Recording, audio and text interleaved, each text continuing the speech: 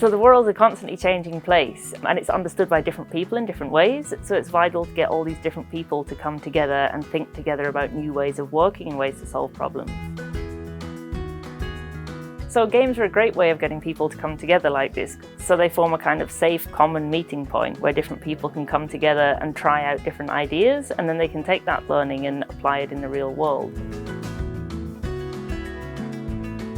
However, if you play a pre-designed game, it might limit your thinking. So what's our approach? It's designing, not playing. When you design a game, you have to tackle all the tough questions like, what does winning look like and who are the players?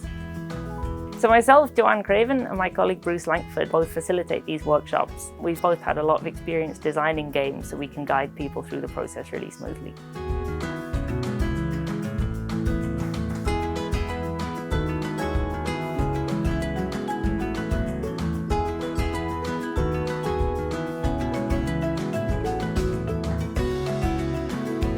If that sounds interesting to you, we'd love it if you got in touch and we can have a chat together about how rapid games designing could help your organisation.